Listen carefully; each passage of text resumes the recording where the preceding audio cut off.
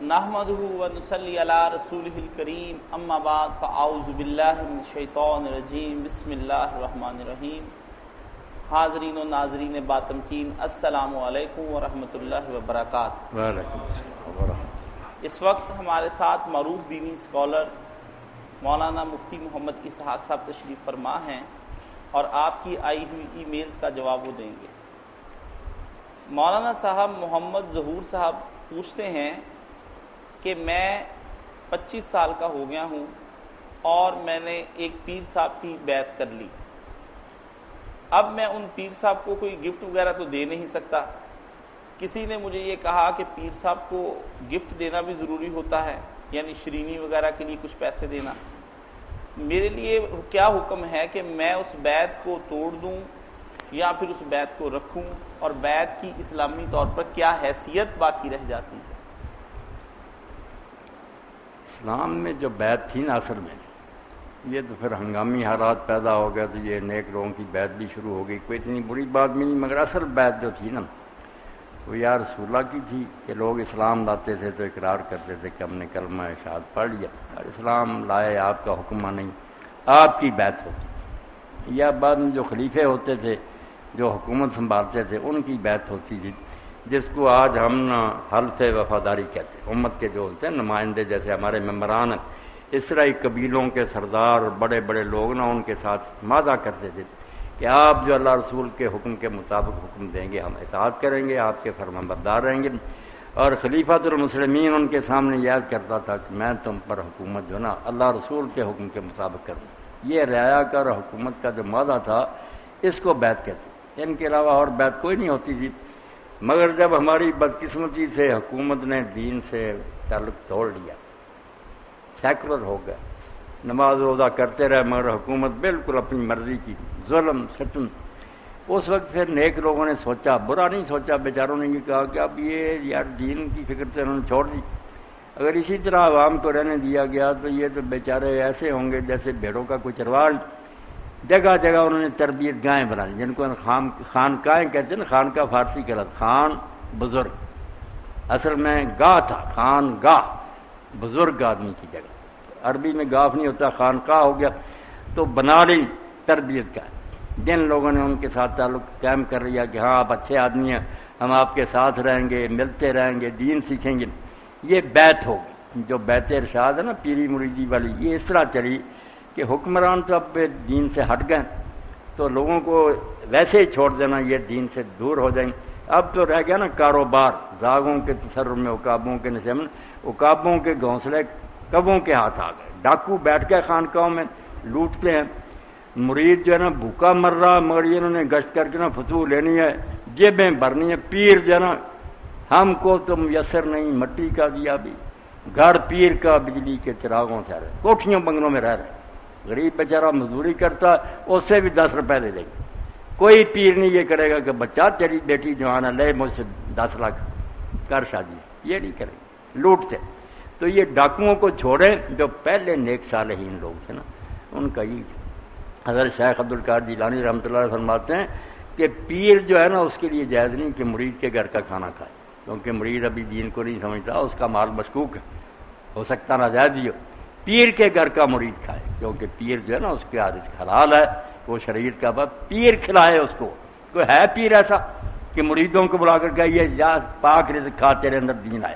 نہیں، اس نے حلال حرام کمایا ہوا ہے، کھاتے جائے۔ اب شیخ عبدالقادر جیلانی کا نام ہم قادری ہیں، اور قادری جو لکھتے ہیں کہ مرید کے گھر سے نہ پیر کھائے بلکہ مریدوں کو اپنے پاس سے گئے۔ میں یہ مثال دی کہ نیک لوگوں کا حال یہ تھا، بڑے بڑے نیک لوگ، ان کی وجہ سے بڑی دنیا کی اصلاح ہوئی، مگر اب یہ جو ہے نا ادارہ یہ بھی خراب ہو گیا، دین کوئی نہیں، ٹھگی ہے، دنیا داری۔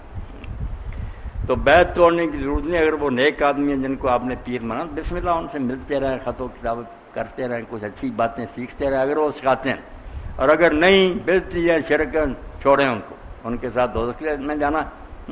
اور یہ جو ہے نا کہ آپ ان کو کوئی نذرانہ دیں، فتوح دیں، بالکل ضرور۔ پیر صاحب کو چاہیے اپنی جیب سے آپ کو 1000 10,000 20,000 دے، آپ کوئی کاروبار کریں، اپنے بھائیوں بہنوں کو سنبھالیں، پیر کے پاس تو پہلے کروڑوں ہیں، کیا دینا اس کو؟ جی، بلکہ اسی کے ساتھ ایک اور صاحب کا بھی سوال تھا، کیا آپ بھی بیعت کرتے ہیں؟ میری بات یہی ہے کہ میں دین لوگوں کو بتاتا ہوں، جن کو اعتبار ہے، مجھ پر اعتماد ہے، وہ عمل کر دیں. یہی بیعت اقرار ہی ہے نا، معاہدہ دو طرفہ. میں پابند ہوں کہ آپ لوگوں کو اللہ رسول کی بات بتاؤں. اگر میں اس میں خیانت کروں اللہ رسول کی بات کی، وہ اپنے من گھڑت باتیں، میں دوست ہی، اور آپ سن کر اگر عمل نہیں کریں گے تو آپ کا حساب پھر اللہ کے سامنے. یہی بیعت معاہدہ جو ہے نا کہ دین سیکھو عمل کرو. مولانا صاحب، امام ابن تیمیہ رحمۃ اللہ علیہ نے شادی کیوں نہیں کی، جبکہ انہوں نے احادیث بہت پڑھ رکھی تھیں، بہت سی کتابیں لکھی، نکاح پر بھی لکھی، فتاوے بھی دیے؟ ایسی صورت میں اس بے عمل عالم کے بارے میں آپ کیا کہیں گے؟ کسی نے یہی سوال ہے حضرت خواجہ نظام الدین اولیاء رحمۃ اللہ علیہ کے بارے میں مولانا مودودی رحمۃ اللہ علیہ سے کیا. اتنے ولی سے شادی نہیں کی، ابن تیمیہ نے نہیں کی، امام بخاری نے نہیں کی، کوئی اور آدمی نہیں. یہ کیا ہوا؟ کیوں نہیں ان کی خود ہی حدیثیں لکھی. تو مولانا نے بہت عمدہ بات کی، اللہ ان پر بے شمار رحمت نازل کرے. وہ حکیم تھے، دانا، گہرائی میں جاتے تھے. انہوں نے کہا یار اگر تو ویسے پوچھتا کہ ٹھیک ٹھاک ہوتے ہوئے وسائر ہوتے نکاح نہ کرے، وہ کیا حکم ہوتا؟ میں صاف بتا دیتا کہ اگر موقع ملتا ہے کر سکتا، نہیں کرتا تو غلط کرتا، سنت کے خلاف ہے. یہ راہبوں والا طریقہ. مگر یہ کہ فلاں نے نہیں کیا، اب نہ وہ فلاں میرے پاس ہیں نہ کوئی میرے پاس ان کے عذر ہیں کہ کیا مجبوری تھی، صحت نہیں ٹھیک تھی یا وسائل نہیں تھے یا رشتہ نہیں ملا، ان پر میں کیا حکم لگاؤں؟ یار تم کیوں الٹا سوال کر رہے فلاں کا؟ میں کوئی فیصلہ کر رہی ہوں؟ بیٹا مسئلہ پوچھ لو کہ مسئلہ کیا ہے، وسائل ہوتے ہوئے نکاح نہ کرنا کیا ہے. یہ تو صاحب بتا دیں کہ بری بات، موقع مل رہا ہے تو کرو. باقی اللہ تعالیٰ نے یہ بھی فرما دیا کیونکہ کئی بچے کرنا چاہتے ہیں نا، رشتہ نہیں ملتا، لوگ جو اب ان کے معیار بدل گئے کرتے نہیں. اللہ نے بڑی پیاری بات کی سورہ نور میں، وَلْيَسْتَعْفِفِ الَّذِينَ لَا يَجِدُونَ نِكَاحًا حَتَّىٰ يُغْنِيَهُمُ اللَّهُ مِن فَضْلِهِ. جن کو نکاح نہیں نا میسر آ رہا وہ پاک زندگی گزارے. یہ نہیں بہانہ بنا کے بدکاری شروع کر رہے، نہیں، پاک رہے حتیٰ کہ اللہ تعالیٰ اپنے فضل سے دیکھا نہیں کرتے، وسائل مل جائیں، کو رشتہ مل جائے، صبر سے کام. اس لیے حضور نے فرمایا کہ وہ روزے رکھیں، اللہ تعالیٰ کا خوف اپنے دل میں بٹھائیں، بدکاری کی طرف نہ جائیں. ایک صاحب پوچھتے ہیں، مولانا صاحب بار بار گناہ کرتا ہوں اور پھر معافی مانگ لیتا ہوں، پھر گناہ ہو جاتا ہے، پھر معافی مانگ لیتا ہوں، بارہا ایسا ہوا ہے، اب تو تنگ آ گیا ہوں، نفس قابو میں نہیں آتا، گناہ بھی کبیرہ ہے، کوئی دعا بتا دیں اور کوئی تدبیر ایسی بتائیں کہ جس سے میں اپنے نفس کو قابو میں لا سکوں اور اللہ کی بارگاہ میں میری توبہ قبول ہو سکے. اللہ تعالیٰ رحم فرمائے. یہ کسی ایک کا معاملہ نہیں، انسان ہے ہم. ہمارے پیچھے جو دشمن پڑا ہوا ہے ابلیس، وہ بہت ہوشیار ہے، بہت چالیں جانتا ہے. ہمارے اپنے اندر بھی کئی کمزوریاں ہیں، ایسی خواہشات ہیں جو زور کرتی ہیں، ہم ان کے سامنے ہتھیار ڈال دیتے ہیں. معاشرے کا بھی دعا ہوتا. تو یہ جو ہے نا بار بار توبہ، اس کو برا نہ جانے کہ والوں اور بے ایمانوں نے بات بنا لی ہے توبہ نہیں چنگی، بار بار بکواس کر، حالانکہ کرنی پڑتی ہے. کون ہے جو ایک بار کرنے کے بعد رہے گا؟ کوئی پتہ نہیں کتنی بار پھسلنا. بس بات یہ کہ جب پھسلیں وہاں دھرنا مار کر نہ بیٹھیں، اٹھنے کی کوشش کریں، دامن جھاڑیں، پھر چلیں. پھر بھی پھسلیں گے تو اللہ تعالیٰ ان اللہ یحب التوابین کہتا ہے کہ جو بار بار توبہ کرتے ہیں نا میں ان سے بڑا پیار کرتا ہوں. بیچارے ہر وقت معافی مانگتے ہیں. باقی علاج یہ ہے کہ پہلے تو آپ قرآن مجید، رسول اللہ کی حدیث، نیک لوگوں کے واقعات، یہ چیزیں بھی پڑھیں. آپ کے نا دماغ کو کچھ غذا ملے کہ اللہ ہے اور دین یہ کہتا. دوسری طرف نیک لوگوں کی مجلسوں میں بیٹھے، برے لوگوں کا ساتھ چھوڑیں جن کی صحبت میں رہ کر آپ پھر پھسل جاتے ہیں. اچھے لوگوں کے پاس بیٹھا کریں. حدیث پاک میں ایک شخص کا بڑا پیارا واقعہ آیا کہ اس نے 99 قتل کیے تھے. اس نے عالموں سے پوچھا جب اس کے اندر اللہ کا خوف پیدا ہو نا کیا بنے گا یار، 99 قتل، 100 سے ایک کم. تو ایک عالم کے پاس گیا، عالم ظالم نکلا، جاہل تھا. اس نے کہا میری توبہ قبول ہو سکتی ہے، اس نے نہیں. اتنے قتل، کوئی توبہ. اس نے کہا چلو نہیں توبہ قبول، اس کو بھی قتل کیا، 100 پورے کر دیتے ہیں. اس کے بعد لوگوں نے بتایا کہ فلاں جگہ ایک بڑا عالم، اس کے پاس گیا، وہ واقعی عالم تھا. جب اپنی بپتا سنائی تو اس نے کہا بیٹا کوئی بات نہیں، بے شک اس سے بھی زیادہ اللہ معاف کرنا. معافی مانگ لے سچے ارادہ سے اور فیصلہ کرے کہ اب نہیں کرنا. بخش دے گا۔ باقی تیری توبہ کی جو نا سچائی، اس کا دار و مدار اس پر ہے کہ جہاں تو رہتا ہے نا وہ بدماشوں کا گاؤں ہے، وہاں جائے گا پھر وہ ایسے کاموں پھنس جائے گا۔ تیرے قریب ہی نیکوں کی ایک بستی ہے، اپنا بوریا بستر باندھ اس گاؤں کو چھوڑ دے، نیکوں کے پاس چلا جائے۔ تو رسول کریم علیہ السلام نے فرمایا چونکہ وہ سچے دل سے طائب ہو چکا، گیا سامان باندھا چل پڑا، مگر ابھی راستے میں تھا، موت آ گئی، اس گاؤں نہیں پہنچا، راستے میں۔ اب دو قسم کے فرشتے اکٹھے ہو گئے، کچھ نے کہا اس نے کوئی اچھا عمل نہیں کیا، عذاب کے لیے اس کو دے جائیں گے، دوسرے نے کہا یار توبہ کر کے جا رہا تھا، جھگڑا ہو گیا۔ تو رسول کریم علیہ السلام نے کیسے اچھے انداز سے بات سمجھائی کہ اس وقت اللہ نے ایک فرشتے کو بھیجا جو ان کے پاس آیا، اور اس نے کہا پروردگار کا یہ حکم ہے کہ تم دونوں جو بستیاں نا ان کا فاصلہ ماپو، اگر آدھے سے گزر گیا نیکوں کی طرف چلا گیا تو نیک شمار کر، اور اگر آدھے سے نہیں ابھی گزرا بروں میں گیا۔ اب انہوں نے فاصلہ ماپا تو اللہ کے رسول فرماتے ہیں خود اللہ نے زمین کو حکم دیا کہ تو نیکوں کی طرف سے سمٹ جا، وہ ایک بارش سمٹ گئی، ایک برش بونا آدھے سے گزرا نکلا، اتنا صرف آگے گزر گیا تھا تو جنت کی طرف اس کو بھیج دیا گیا۔ اس لیے اللہ بیٹا معاف کرنے کے لیے بہت دلیر ہے، اس نے عذاب دے کر کیا کرنا، وہ سورہ نساء میں کہتا اللہ کو کیا ملتا تمہیں عذاب دے کر اگر تم شکر گزار بنو اور نیک عمل کرو۔ انسان آپ جو ہے نا یہ اپنے لیے گڑھا کھودتا ہے آگ میں جانے کا، اس نے کہا ورنہ بعض آ جائے معافی مانگے اور اس طرح کرے کہ نیکوں کی مجلسوں میں بیٹھے، اچھا لٹریچر پڑھے، اللہ سے مدد مانگتا رہے۔ اور جیسے میں نے کچھ دن ہوئے ایک دوست کو لکھ کر دیا کہ یار یہ پڑھا کرو، بلکہ لکھ کر اپنے میز پر رکھ لو، یا امین صاحب ہی رکھیں، ڈاکٹر سارے لوگ نا لکھ کر چٹ لگا لو، نظر پڑتی رہے اللہم الہمنی رشدی واعذنی من شر نفس، اے اللہ ہر وقت میرے دل میں وہ باتیں ڈال جس میں میرے لیے ہدایت اور بہتری، اور جو میرا نفس شرارتیں سجاتا نا برے کام، ان سے مجھے بچا کر رکھ۔ دو ہی ہے، خیال پاک عمل پاک۔ فرمایا شیطان کے خیالات سے بچا، دل میں خیال آئیں نیک کام ہوں تو ویسے ہی جن سے تو راضی ہے، نفس کے کہنے پر مان لگا۔ اللہم اہدنی سددنی، یہ بھی سکھایا آپ نے، اور حضور نے جو ذکر سکھایا نا ہمارا ہی ذکر اسی لیے بہتر ہوگا نا کہ لفظ ہی پڑھتے ہیں دھیان نہیں کرتے کیا۔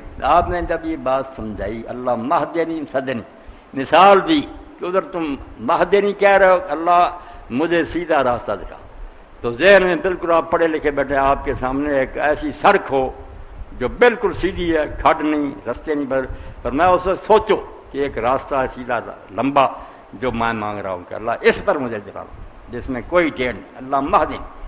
اور جب سددنی کہو تو فرمایا جس طرح تیر ہوتا نا، تیر کا جو نا لکڑی اگر ذرا اس میں ٹیڑھ ہو تیر نہیں نشانے پر لگا تو پھر ادھر ادھر نکل جائے گا۔ مجھے سیدھا راستہ دکھا ہر وقت، وسددنی، اور مجھے ہر حال میں درست رکھ، صحیح چلا۔ یہ دو باتیں مہدنی کہہ رہے ہو تو ایک بہت اچھی سڑک کا اندازہ کرو، یہ صراط اس پر کرو۔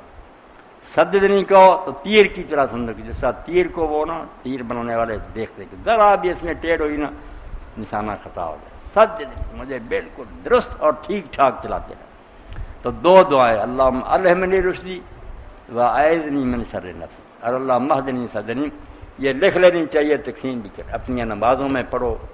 اور دعا کا سب سے بہتر میرے بھائی طریقہ یہ ہے کہ جب آپ نماز پڑھیں نا، فرض ہو یا سنت ہو یا نفل، سجدہ کریں نا، اس وقت اللہ کے رسول نے فرمایا کہ تسبیح کے بعد اقرب ما یکون العبد من ربہ وساجد، بندے اور رب کے درمیان جب فاصلے ختم ہو جاتے ہیں نا اور وہ اپنے رب کے بالکل قریب پہنچ جاتا ہے، وہ اس وقت ہوتا ہے جب وہ سجدے میں ہوتا ہے، جیسے پاؤں پڑ گیا نا کسی کو معافی مانگنی، اس وقت فرمایا فلیجتہد، اس کو چاہیے اب دعا کرنے میں پورا زور لگا دے، سجدے میں پڑا پڑا، اور کام انہوں نے سجا دا، ضمانت ہے اس بات کی کہ اللہ وہ دعا مانے گا۔ اس لیے عادت بنائے یہ بھی، اور باقی بھی دعائیں نا سجدے میں کیا کرے، یہ جو بعد میں کرتے ہیں نا، اسی لیے ان نے کوئی ایسا نہیں، حضور نے نہیں کی، پوری عمر نہیں نماز کے بعد ہاتھ اٹھائے دعا کی، کسی نے کہہ دیا کر رہے، وہ نماز میں کرتے تھے، رکوع میں کر رہے ہیں، سجدے میں کر رہے ہیں، دعا ہی دعا پوری نماز۔ 7 موقع ہیں نماز کے اندر جہاں حضور رک رک کے دعا کرتے، ہم نے دعا چھوڑ دی، بعد میں ہوش آئی کہ اب دعائیں کرنی، ہاتھ اٹھاتے پھرنے۔ اور نماز میں جب معراج تھی تو ہم دنیا سے کٹ گئے تھے، کسی سے بول نہیں سکتے تھے، کھا پی اللہ سے چلو، سلام تو پھر دنیا میں آ گیا، اس وقت کیوں نہیں بات کی جب اللہ کے سامنے کھڑے؟ جی مولانا صاحب، ایک دوست منصور صاحب UAE سے پوچھتے ہیں کہ مولانا صاحب آپ کو بہت بہت عید مبارک۔ خیر ہوا، اکیلا سارے عالم اسلام کے لیے مبارک کرے۔ اکیلا جمعے کے روزے کو ممنوع فرمایا گیا ہے، اور یہ کہا جاتا ہے کہ تھرسڈے کو ساتھ ملایا جائے یا پھر اگلا دن ہفتے کو ساتھ ملایا جائے۔ برائے مہربانی مجھے یہ بتا دیں کہ اکیلے منگل یا اکیلے پیر کا بھی اسی طرح روزہ منع کیا گیا ہے؟ ایک دوست نے مجھے یہ کہا جمعے کے روز کا روزہ اس لیے ممنوع ہے کہ جمعہ بھی ایک طرح کی عید ہے اور عید کو روزہ رکھنا گناہ ہے۔ برائے مہربانی اس کی وضاحت فرما دیں، اس سے جو حکمت بیان کی وہ صحیح ہے تو یہ بات ٹھیک کہ جمعہ جو ہے نا ہماری ہفتہ وار عید ہی ہے، اس کا تنہا روزہ رکھنے سے آپ نے منع کیا۔ اس کے ساتھ جمعرات ملا لیں، 2 رکھ لیں یا ہفتہ ملا لیں، بات ٹھیک ہے، یہ درست۔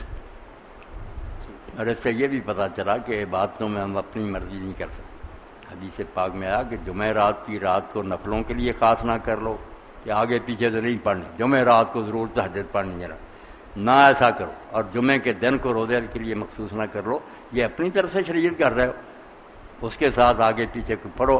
حالانکہ جمعرات کی رات جمعہ دونوں رات دن ظہر وین کا آپ یہ روشن ہیں، یہ رات بھی روشن ہے دن بھی روشن۔ اور اس میں آپ نے جو ذکر سب سے بڑا سکھایا وہ درود شریف ہے۔ ان 8 پیروں میں نا باقی ذکروں کی بجائے درود شریف پر، اور وجہ بیان کی کہ جمعہ دنوں کا سردار ہے اور میں مخلوق کا سردار ہوں، اللہ نے مجھے بھیجا ہے۔ اس لیے یہ شکر کر کے کہ اللہ نے جمعے جیسی عبادت دی اور حضور جیسا رہبر، درود شریف رات کو بھی زیادہ تسبیحیں کرو، دن کے وقت بھی یہ پڑھتے رہو۔ جی ایک صاحب پوچھتے ہیں کہ مولانا صاحب حضرت اویس کرنی رضی اللہ تعالیٰ عنہ کی وفات کب ہوئی؟ ان کا کوئی دینی یا ان کا کوئی فقہی قول ہماری کتابوں میں موجود نہیں، کیوں؟ اس کی کیا وجہ ہے؟ نہیں، یہ تو نا کتابوں میں ان کا کوئی قول نہیں، نہ وہ فقیہ تھے کہ انہوں نے فقہ کی کوئی مہارت حاصل کی اور فقہ کے امام اور فتوے دینے، ایسے نہیں، عبادت گزار تھے، نیک تھے بڑے۔ اب ان کو جو یہ درجہ ملا کہ آپ نے صحابہ کرام سے کہا، حضرت عمر رضی اللہ جیسے بندوں کہ جب اویس ملے نا اس سے بخشش کی دعا کرا۔ اب یہ لوگ حضور کے پاس رہے، اویس لیا ہے، یمن میں تھا، آپ کے زمانے میں تھا، مگر حضور نے کہا صرف اس لیے نہیں مجھے مل سکا کہ اس کی ماں بوڑھی تھی، اس کی خدمت میں لگا رہا، ماں کی خدمت نہیں چھوڑی، اتنا بڑا کمال کہ میری ملاقات قربان کر دی مگر ماں کی خدمت نہیں چھوڑی، اس لیے اس نے بڑا درجہ پایا۔ اور نشانی آپ نے بتا دی کہ جب وہ اویس ملے تو پوچھو نا تم نشانی یہ ہے کہ اس کے بدن پر برس ہو گیا، پھل بیری سارے جسم، اس نے پھر اللہ سے دعا مانگی تو پھل بیری ختم ہو گئی، مگر 1 روپے کے برابر داغ اس کے جسم پر ہے، اسے یاد دلانے کے لیے کہ تو بیمار ہو گیا تھا، اللہ نے وہ نشان ہے، مگر اس کا پتہ نہیں کسی کو، کوئی نہیں جانتا کہ اس کو یہ برس ہوا تھا، ہوا اس نے در پردہ دعا کی، ٹھیک ہو گیا۔ اب جب حضرت عمر کا زمانہ تھا رضی اللہ تعالیٰ، وہ خلیفہ تھے، تو یمن کے لوگ حج کے لیے آئے، اویس بھی آئے، تو یمنی لوگ نا پھر حضرت عمر رضی سے ملنے آئے۔ جب آپ نے پوچھا تم کون؟ انہوں نے کہا یمنی، کس قبیلہ سے ہو؟ دوس سے۔ تو آپ نے پوچھا کہ تم نے اویس نامی کوئی آدمی ہے؟ پہلے تو انہوں نے خیال ہی نہیں کیا، ان کی نظروں میں تو وہ معمولی آدمی تھا، انہوں نے کہا کوئی ایسا آدمی تو نہیں جو آپ کے ملنے کا۔ آپ نے فرمایا چھوڑو، تم یہ بتاؤ کہ اویس کوئی ہے؟ انہوں نے کہا ہاں ایک میرے ساتھ آدمی ہے، مگر ہم اپنے اونٹوں کی حفاظت کے لیے اس کو چھوڑا ہے، وہ نا مینا میں اونٹوں کی رکھوالی کر رہا، ہم آ گئے۔ تو آپ خود گئے، پھر اونٹ چل رہے تھے، وہ نماز پڑھ رہا، نماز کے بعد آپ نے سلام کیا اور جواب دیا۔ تو حضرت عمر رضی نے پھر پوچھا کہ تو اس طرح بیمار ہو گیا تھا؟ کسی کو اس کے قبیلے کو؟ ہاں، اس نے کہا 1 روپے کے برابر داغ ہے جسم پر؟ ہاں ہے، ماں اس کی خدمت کر۔ اب انہوں نے کہا کہ ہمارے لیے بخشش کی دعا کرو، تو حضرت سے اویس نے کہا کہ آپ تو خوش بخت ہیں، حضور کے پاس رہے، آپ میرے لیے دعا کریں، میں کیا دعا کروں گا؟ کہا نہیں، حضور کیا کہتے کہ ماں کی خدمت کی وجہ سے مجھے ملنے نہیں آیا، اس سے دعا کر، پھر دعا کرائی، اور بعد میں پھر وہ یمن جا کرنا، پھر وہاں سے چلے گئے، کیونکہ پتہ چل گیا نا لوگوں کو، لوگ بہت آ گئے کہ اویس تو بھائی بہت بڑا آدمی، پھر وہ عراق چلے گئے، گم ہو گئے، کسی کو پتہ نہیں چلا۔ پھر اس وقت لوگوں کو ملے جب حضرت علی رضی اللہ عنہ کی اور جنگیں ہوئیں نا، امیر معاویہ کی، اس جنگ صفین میں پھر جب کچھ حالات خراب ہوئے اس وقت پھر نہ حضرت علی رضی اللہ عنہ نے اعلان کیا کہ وہ کیوں نہیں میری مدد کے لیے آتا، کملی بڑا۔ اس وقت حضرت ویسے نکلے اور لوگوں کو میں انہوں نے 100 کے قریب بندہ نکلا، ورنہ نا شکست ہی ہو رہی تھی۔ اس نے پھر سب لوگوں کا کہ علی کا ساتھ دو، حق پر۔ اس جنگ میں پھر انہوں نے ساتھ دیا، وہاں پھر وہ شہید ہو گئے، فوت ہو گئے۔ ویسے نے بڑا مرتبہ ماں کی خدمت ہے۔ اسی کے ساتھ مولانا یہ بھی فرما دیں کہ کیا کیلا حضرت ویسے کرنے کے لیے اترا تھا؟ سنا ہے انہوں نے نبی کریم صلی اللہ علیہ وسلم کا جب سنا کہ غزوہ احد میں رسول پاک کے دانت مبارک شہید ہو گئے تو انہوں نے اپنے دانت نکال دیے، تو اللہ پاک نے ان کے لیے کیلے جیسا فروٹ آسمان سے نازل کیا تاکہ اویس کو کھانے میں کوئی دقت نہ ہو۔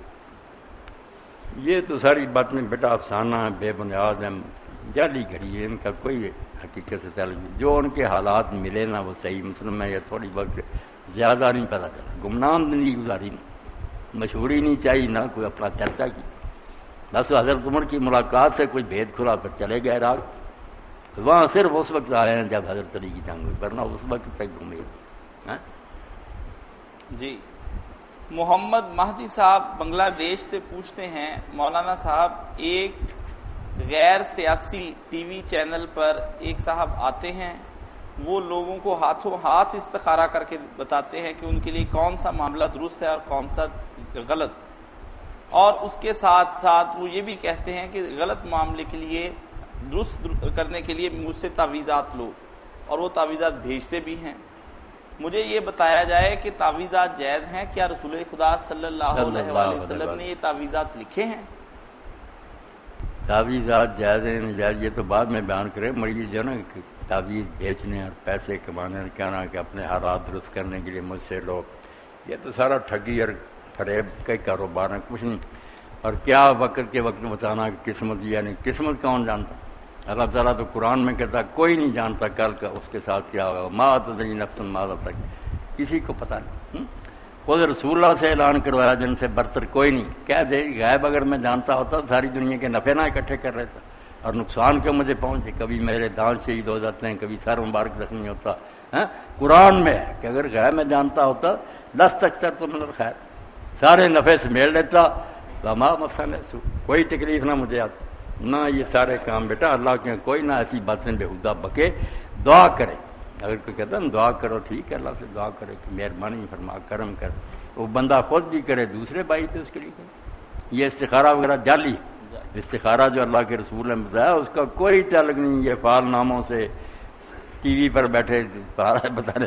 وہ ہے کہ آپ اگر کوئی کام کرنا چاہتے ہیں 2 رکعت نماز پڑھیں کسی وقت، اللہ سے دعا کریں، اگر عربی دعا یاد ہے ٹھیک نہیں کیا ہے، اللہ تو سب کچھ جانتا ہے، اگر یہ کام میرے لیے دنیا اور اگلے جہان میں اچھا ہے تو ہونے دے اور اس میں برکت دے، اور اگر یہ کام میرے لیے نقصان دہ ہے تو میرا دھیان ادھر سے ہٹا دے اور جس میں میری بہتری ادھر لگا دے، بس یہ دعا کر کے چپ ہو جاؤ۔ پھر جدھر اللہ لگا دے گا نا، اگر کام ہوگا تو سمجھو ٹھیک ہے اللہ نے پسند کیا، اگر رکاوٹ پڑ گئی پھر بھی راضی رہو کہ میں نے کہا تھا کہ اگر غلط ہے تو رکاوٹ ڈال دو۔ اس کے علاوہ کچھ نہیں۔ جو کہتے ہیں نا 100 خواب آئے، یہ بھی جھوٹ بولتے ہیں، کئی عالم سچے بھی کہتے ہیں خواب آئیں گے پوچھے کوئی نہیں، یہ اس کے ساتھ زمین میں خود ہی لگائے، دعا صرف خیر کی کرنا اور کچھ نہیں کرے استخارہ۔ محمود احمد صاحب دبئی سے پوچھتے ہیں کہ اگر ایک حدیث میں کسی کام کی عمومی ترغیب دی گئی ہو اور دوسری حدیث میں کچھ شرائط عائد کر دی گئی ہوں تو اس کے عمومی انداز میں کرنا زیادہ آسان ہے یا شرائط کے تحت؟ مثلا ایک آدمی مسجد میں داخل ہوتا ہے اور وہ زوال کا وقت ہو تو کیا اس کے لیے 2 رکعت نفل پڑھنا بہتر ہوگا جس کا عمومی حکم ہے، یا زوال کے ختم ہونے کا انتظار کرنا چاہیے؟ یہ بات محمود صاحب کی اتنی پیچیدہ ہے کہ بڑے بڑے امام ہار گئے اور آخر بعد نے تو کہا یار ان وقتوں میں نہ مسجد میں نہ جائے، ہمارے پاس حال نہیں کہ وہ تحیت المسجد پڑھے یا ممانعت ہے نہ پڑھے، اس لیے ان وقتوں میں نہ مسجد میں جانے سے پرہیز کرے، ایسے وقتوں میں چلا جائے جب میں نہ جائے۔ یہ ہار مان گئے بیٹا، مگر صحیح بات ہے کہ نہ پڑھے، کیونکہ پڑھنے کا جو ثواب ہے تھوڑا، اور اگر وہ غلط کام ہو گیا اور نہیں کا مرتکب ہو گیا، روکی ہوئی کام کر بیٹھا تو سزا کا ڈر ہے، تھوڑے نفع کو چھوڑے اور نقصان سے بچے۔ در المفاسد جو ہے وہ جلب المنافع سے بہتر ہے.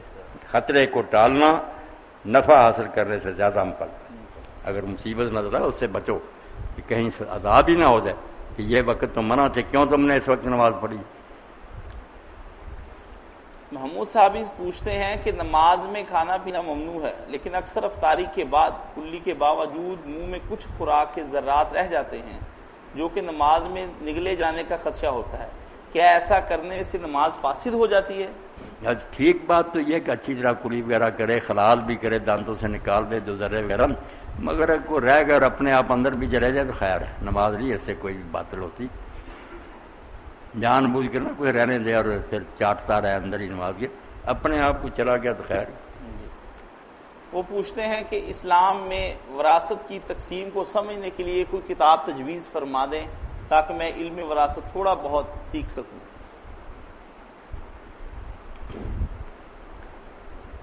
اس کے لیے جو ہے نا سب سے بہتر کتاب تو سراجی ہے نا، جو اپنے حنفی اور بار لکھی سراجی، اور اس کی آگے بہت شرح بڑے بڑے لوگوں نے لکھی، مگر وہ لمبا چوڑا سسٹم ہے. اس کے پیچھے کچھ لوگوں نے محنت کر لی، میرے پاس اس کا شاید آپ لوگوں کو بھی اس کی نقل دیجیے. اس میں بنی ہوئی ہے اس طرح کھانے بنائے ہوئے، رشتہ دار لکھے ہوئے، بیٹا باپ اور ادھر دوسرے رشتہ دار ہیں.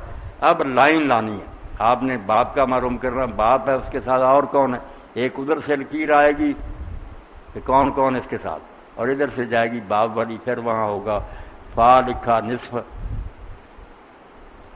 رے چوتھا حصہ، سے تیسرا حصہ، تھلے نیچے وضاحت بھی کرتی ہے کہ اس حرف کا یہ مطلب ہے، بے سے یہ مراد ہے، سے وہ نقشہ رکھ لینا بس، وہ ایک ہی صفحہ کافی. جس کا بھی حصہ نکالنا فوراً لائن ادھر سے جائیں، ماں ہے ساتھ اور کون ہے اوپر سے لائیں، جس کھانے میں آ کر وہ اکٹھے ہوں گے وہاں پتہ چل جائے کہ اس کو کیا مل رہا. بہت محنت کی، پوری کتابوں کا نچوڑ نکال.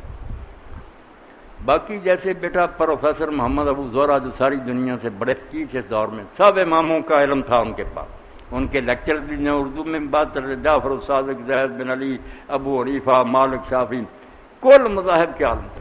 پیر کرم شاہ صاحب جو ان کے شاگرد، انہوں نے ایک کتاب لکھی ہے جو مولانا مودودی صاحب کو بھی جب آپ گئے نا عرض القرآن کے سفر پر، جو قرآن میں ذکر سائرہ کو دیکھے آپ نے، تو اس نے پھر اپنی کتاب میں تحفہ کے طور پر بھی دی. ان میں ایک کتاب ہے احکام الموارث عند الجعفریہ، یہ جعفری جو شیعہ ان کے پاس وراثت کا کیا کام. تو وہاں ابو ذرا لکھتے ہیں کہ اگر مجھے اختیار مل جائے نا سب کتابیں مریا میٹ کر کے فقہ جعفری کا یہ قانون لا دوں. کتنا لاجیکل ہے اور ٹھوس ہے.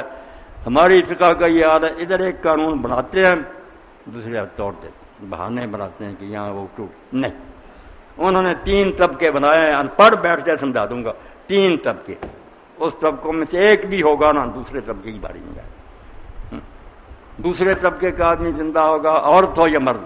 ہمارے یہاں یہ نواسے ہیں بیٹی کی اولاد نہیں، بیٹوں کی اولاد کو کیا عجیب بن. وہ کہتے ہیں ابھی تک تم کافر ہو کہ بیٹی کا درجہ کم ہے باپ کا مرد کا زیادہ. نہ 3 طبقے ہیں، آرا تقسیم کی ہوئی، صاف پتہ چل رہا تھا. پہلا طبقہ جو ہے ماں باپ اور اولاد، اولاد سے مراد بیٹا بیٹی ان کی اولاد قیامت تک، یہ ایک طبقہ. والدین ہیں آدمی کی اپنی اولاد، اس کے ہوتے کسی کا. ہمارے ہاں کبھی بھتیجے کو مل جاتا، کبھی فلاں کو مل جاتا. وہ کہتے ہیں یار اس آدمی کی اپنی شاخ موجود ہے، یہ بھتیجے بھائی کہاں سے آ گئے. اگر یہ سب مر گئے، نہ باپ ہے نہ ماں ہے نہ اپنی اس کی اولاد، پھر نمبر آئے گا دوسرا کہ اس کا باپ دادا نانا. نانا کو بھی ہم کہتے ہیں جد فاصل ہے، یہ نانا اس کو نہیں سمجھ رہے. وہ کہتے کیوں؟ وہ ماں کا باپ ہے، باپ کا باپ ہو یا ماں کا، آدم تک یہ آبا و اجداد اور ان کے ساتھ ان کی بیوی. یہ دوسرا گروپ شروع، اور نیچے جو ہے نا پھر بھائی بہنیں ان کا. یہ دوسرا ان میں سے کوئی ہوگا نا، ایک عورت ہوگی مرد، ان کے ہوتے اور کوئی نہیں دے. اگر یہ ختم ہو جائیں گے پھر نوبت آئے گی امام اور امات کی. چچے ہیں، پھپھیاں، خالہ ہیں، ماموں، یہ ان کے حصے ہوں گے. یہ 3 طبقے ایسے بنائے ہیں ہر بندہ آسانی سمجھ لیتا کہ مسئلہ کیا ہو. تو انہوں نے آپ کا امام محمد ابو زہرا نے کہا یار مجھے اختیار ہوتا تو کیا یہ فقہ ہم اہل سنت کی پڑھتے پڑھاتے. یہاں قانون بنا، پھر قریب کی ایک جگہ قانون قریب کے ہوتے بعید کو نہیں ملتا، قریب کا ہے نواسا اس کو چھوڑ دیتے. 100ویں پشت میں بھائیوں کی اولاد اس کو دے دیتے، کوئی حال نہیں بیٹا۔ میں نے تو صحیح بات ہی نا کیا جی، وہ احکام الموارث عند الجعفری، بہت پیاری کتاب، جعفریوں کے نزدیک کیا انہوں نے وراثت کیا۔ اب حدیں بنا لی ان لوگوں نے، میرے خلاف 28 مولوی لکھتے ہیں اور یہ مولوی صاحب کو یہ کر دو، کرتے رہے۔ میں نہ شیعہ نہ سنی نہ وہابی نہ بریلوی، سب میرے، اس کو فارسی میں کہہ دوں گا بے ہما باہما، کسی کے ساتھ نہیں، سب کے ساتھ، غلط بات کسی کی نہیں مانوں، صحیح کسی کی ہوگی لے لے۔ انہوں نے ہمارا باپ مارا، وہ بھی مجھ سے مسلمان کے افراد۔ مولانا صاحب ناروے سے ہمارے دوست، اور آپ درمیان میں بات آ گئی عہد اور سمد کا بھی سمجھیں، جو صحیح ترجمہ نا فارسی میں بے ہما عہد، کسی کی اس کو ضرورت نہیں، سارا جہان نہیں تھا پھر بھی وہ خدا تھا، اور سب مٹ جائیں یا ساری دنیا کافر ہو جائے اس کی سلطنت کو کوئی، یہ ہے بے ہما ترجمہ، سب کے بغیر وہ آپ اپنی ذات میں کامل ہیں۔ اور باہما سمد، جو بے ہما ہوتا بیٹا پھر وہ پرواہ بھی نہیں کرتا، جب وہ کسی کا محتاج نہیں، لوگ مرتے رہو، نہیں، اللہ کی شان یہ بے ہما ہے مگر باہما ہے، ضرورت کسی کی نہیں اس کو، مگر سب چونکہ اس کے محتاج ہے، وہ سب کے ساتھ ہے، سب کی فکر رکھتا ہے، سب کی ضرورت نے پوری کر۔ اسی لیے سورہ اخلاص کو حضور نے فرمایا تیسرا حصہ قرآن کا ہے، یہ چھوٹی سی 4 آتے ہیں اللہ، تیسرا حصہ قرآن میں جو کہ بیان، تیسرا حصہ اس کے اندر ہی آ گیا، مگر اس کے لیے وقت چاہیے، عہد سمجھیں، سمجھ سمجھیں، کفر سمجھیں۔ ابن تیمیہ کو پوری کتاب لکھنی پڑی سورہ اخلاص پر کہ یہ کیا ہے، اور مولانا اسرائیل صاحب کے استاد مولانا حبیب نے فرماتے ہیں لاؤ ہندوؤں کو، برہمنوں کو، بدھ سکھ جو کافر ہیں نا، میں بتا دوں گا کہ ان میں یہاں جا کر ٹھوکر کھائی اور اس کا علاج سورہ اخلاص میں یہ لفظ ہے، یہ 4 آتے ہیں، ہر ایک کا علاج ہے، بدھوں کا، جین مت کا، عیسائیت کا، یہودی۔ انہوں نے کہا کوئی سمجھے تو صحیح، بدقسمتی سے ہم سمجھ لیتے کولا والا پڑھو جنوری بس قرآن پاک ہو گیا، وہ تو مضمون کی بات تھی، یہ نہیں ہے 3 بار پڑھو صاحب قرآن کے برابر، قرآن تو تیسرا حصہ پڑھو گے تو ملے گا صاحب۔ یہ تیسرا حصہ مضمون کے لحاظ سے کہ قرآن پاک میں کیا یامین بھائی 3 ہی باتیں، یا اللہ ہے، یا اس کا رسول ہے، یا آخرت۔ اللہ حکم دینے والا، رسول وہ احکام پہنچانے والا ہے، آخرت میں پھر نتیجہ نکلے۔ اس لیے پورے قرآن میں جو 3 مضمون بیان ہوئے نا کھول کھول کر، ان میں سے توحید جو ہے نا پہلا اللہ، اس کا خلاصہ رکھنا اور کہ یار لمبا چوڑا چھوڑو، نچوڑ سورہ اخلاص، اس کو پڑھ لو، تیسرے سے قرآن میں جو آیا اس میں آ گیا، تفصیل وہاں پڑھتے پھرو، اجمال اور خلاصہ اس میں۔ تو ابن تیمیہ کی بھی وہ تفسیر سورہ اخلاص اردو ترجمہ ہو گیا، اگر ملے نا مکتبہ سلام پڑھنی چاہیے، انہوں نے بھی سارے مضمون کا لکھ کر کے کیا ہے اور یہ علاج کیا ہے اس میں۔ عاطف علی شاہ صاحب ناروے سے پوچھتے ہیں ائمہ اہل بیت نے دہریوں کے ساتھ مناظرے کیے، آپ اکثر اپنے خطبات میں ان کا ذکر بھی کرتے ہیں، برائے مہربانی ان کے دہریوں سے مناظرہ کی کوئی کتاب بتا دیں تاکہ میں پڑھ کر اپنے ایمان اور یقین میں پختگی حاصل کر سکوں۔ شاہ صاحب نے کہا جی بہت اچھی بات۔ اب ائمہ اہل بیت علیہ السلام نے جو مناظرے کیے اس وقت الحاد آ گیا، زندگیت آ گئی کہ مسلمان سوسائٹی میں ایسے لوگ پیدا ہو گئے جو بظاہر مسلمان کہلاتے تھے، بڑے پڑھے لکھے تھے، زندیق تھے، وہ لوگ جو بظاہر بالکل مسلمان تھے، نماز روزہ اندر سے کافر، جہاں موقع ملتا تھا لوگوں کے دلوں میں شبہ ڈالتے، کافر کرتے۔ تو ان کے لیے پھر نہ کچھ سختی کرنی پڑی، جیسے کہہ رہا نا بیٹا پہلے بھی یار جو کوئی ملک میں ہو رہا حجاج کا یہ حجاج بن یوسف جتنا مرضی تھا ایسا ہی ڈنڈا چاہیے۔ وہ پھر نہ خلیفہ المہدی جو تھا اس نے ایک کمیٹی بنائی جس کو عارف الزناد کا کہتے تھے کہ زندیقوں کو ڈھونڈو، ہر شہر میں پھر ڈھونڈے گئے، لٹکا دیے پاؤں، بڑی مشکل سے وہ فتنہ ختم کہ مسلمان کہلا کر اندر سے کھوکھلا کر رہے۔ تو زندیق سے ائمہ کا زمانہ تھا، اس وقت جو مناظرے انہوں نے کیے وہ تذکرہ پڑھنا چاہیے مولانا ابوالکلام آزاد کا، بڑی پیاری کتاب، مشکل ہے ذرا، فارسی اردو عربی سب بھرا ہوا، اس میں آزاد لکھتا کہ یہ مغربی تہذیب جو ہے نا الحاد اور کفر پھیلا رہی، اللہ کے بارے میں شک، آخرت کے رسول کی کیا ضرورت ہے، انسانی عقل کیا۔ اس نے کہا جس نے ائمہ طاہرین کے مناظرے پڑھے ہیں جو انہوں نے بے دینوں سے کیے تھے، اس کو یہ تہذیب ہلا نہیں سکتی، کوئی اثر نہیں ہو سکتا ان میں ایسی ٹھوس باتیں۔ تو وہ اہل احتجاج جو ہے نا تبرسی کی تھی کہ اس نے کئی بےہودہ باتیں لکھ دی ہیں صحابہ کرام کے بارے، مگر جو دہریوں سے مناظرے ہیں نا اس کے لیے اہل احتجاج ابو طالب تبرسی کی پڑھنی چاہیے۔ مناظرے ہیں کہ فلاں زندگی کا آیا، حضرت علی سے شروع ہوئے، جو کافر ایسے آئے نا بڑے بڑے سوال اٹھائے انہوں نے، منہ بند کر دیا۔ مولانا یہ وجود خدا پر بات وجود خدا بھی ایک دفعہ آپ نے بتائی تھی آیت اللہ نوری کی، ہاں وہ بھی اس بات وجود جی۔ ایک صاحب پوچھتے ہیں کہ موطا امام مالک میں ہے کہ جناب حضرت عمر فاروق رضی اللہ تعالیٰ عنہ اور جناب حضرت عثمان رضی اللہ تعالیٰ عنہ دونوں ماہ رمضان میں نماز مغرب کے بعد جا کر روزہ افطار کرتے تھے، آپ سے التماس ہے اس کے بارے میں وضاحت فرما دیں۔ بالکل امام مالک کی موطا میں یہ لکھا ہوا کہ یہ دونوں جو نا خلیفے حضرت عمر حضرت عثمان رضی اللہ تعالیٰ عنہ یہ نماز مغرب پڑھ کر نا پھر افطار کرتے، نماز روزے کی حالت میں پڑھتے تھے بعد میں کرتے۔ اب ہمارے شیعہ دوست بھی یہ کرتے ہیں، وہ مانتے ہیں کہ روزہ کھل گیا، یہ ہے نا بات ظاہر شیعہ تو سمجھتے نہیں روزہ ہی نہیں کھلا، روزہ ختم ہے، اگر کھا پی لے کوئی بات نہیں۔ ان کی کتابوں میں لکھا کہ اگر بھوک زیادہ ستا رہی ہے تو پھر نماز نہ شروع کرو، پہلے فارغ ہو کھانے دن، اور اگر آپ کے کوئی ساتھی بھی انتظار کر رہے ہیں تو پھر ٹھیک ہے وقت تو ختم ہو کھا لیں۔ تو جیسے وہ جمعے میں کہا نا کہ بات کو دور لے جاتے ہیں، صرف یہ کہ کہتے ہیں بہتر یہ ہے کہ اگر بھوک نہیں ستا رہی، کوئی انتظار نہیں کر رہا تو پہلے نماز سے آرام فارغ ہو جاؤ، پھر کھاتے پیتے رہنا۔ ایک استحباب تھا کہ زیادہ تھے، مگر اس کے لیے جو حوالہ نا حمید نہیں، یہ لفظ ہے حمید بن عبد الرحمن، وہ یہ بیان کرتا کہ یہ دونوں خلیفے نماز مغرب کے بعد کھول دے، مگر اس کے بارے میں بیٹا وضاحت ہو کہ نہ یہ حضرت عمر کا زمانہ اس نے پایا نہ حضرت عثمان کا پایا، یہ اپنا سورس نہیں بتا سکا کہ حمید بن عبد الرحمن کو کس نے یہ بات بتائی۔ یہاں سے آ کر یہ روایت نا منقطع ہو، سلسلہ ٹوٹ گیا، کمزور ہو، ضعیف ہوگی، تو موقع کو آدمی کو بتایا نا کس نے دیکھا حضرت عمر حضرت عثمان، تو یہ روایت ٹھیک نہیں۔ نبی کریم صلی اللہ علیہ وسلم سے مروی ایک روایت ہے، باقی اس سے یہ پتہ چل گیا وہ ٹھیکی جو کہ روزہ مکروہ ہو گیا، یہ بھی جاہد ہوگا، مکروہ مکرہ کوئی نہیں، بے شک آدمی عشاء کے بعد کھائے، مکروہ کیا، اگر جلدی کھول لے بسم اللہ اچھا، مکروہ کوئی نہیں ہوتا۔ یہ بھی حضور علیہ السلام نے فرمایا کہ اگر کوئی زیادہ محنت کرنا چاہتا نا کہ اپنے نفس کو کچلے تو پھر سحر سے سحر تک روزہ رکھے، افطاری کرے ہی نہ، سحر کے وقت کھائے اور دوبارہ جا کر جب سحری اس وقت کھائے، شام کو نہ کھایا نہ پیا، روزے میں رات ہوا، بخاری شریف کے حدیث ہے۔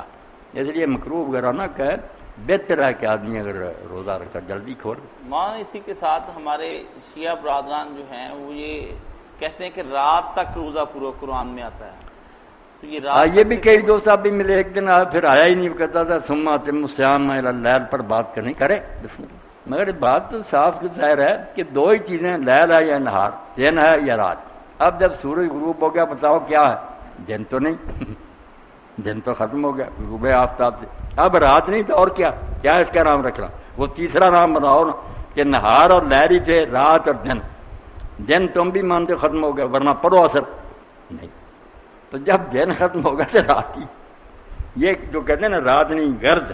اسی طرح ایک مولوی صاحب شیعہ آ گئے، میں نے کہا یار یہ مجمع بیان تبرسی کی، وہ خود لکھتا کہ جب سورج کی ٹکیا نظروں سے غائب ہو جائے، آپ کھلی جگہ ہیں اور دیکھ رہے ہیں کہ سورج کی ٹکیا نظر، روزہ کھول گیا، وہ کہتا یہی ہے تم سے، مگر جو کہتے ہیں نا ہم احتیاط، وہ احتیاط یہ ہے کہ ہو سکتا ہے یار کسی پہاڑی کے پیچھے ہو غلطی نہ لگ جائے، اس کے لیے ہم نے علامت بنائی ہے صرف ایک احتیاط کے طور پر، ورنہ حکم کوئی نہیں کہ جب تک سورج کی جو نا روشنی ختم نہیں، مغرب مشرق سے اندھیرا اٹھتے نا سر پر نہیں آدھے آسمان پر جب تاریکی آ جائے نا سمجھو کہ اب سورج ہمارے خطہ عرضی سے جو نصف قرآن چلا گیا، یہاں جو آ گیا نا اندھیرا، اب پتہ لگ گیا کہ ہمارے خطے سے وہ بالکل یہ کہتا ہے ایک زیادہ بہتری کی بات ہے، ورنہ مسئلہ جو ہے وہی سورج اگر نظر نہیں آ رہا تو روزہ ختم ہو گیا۔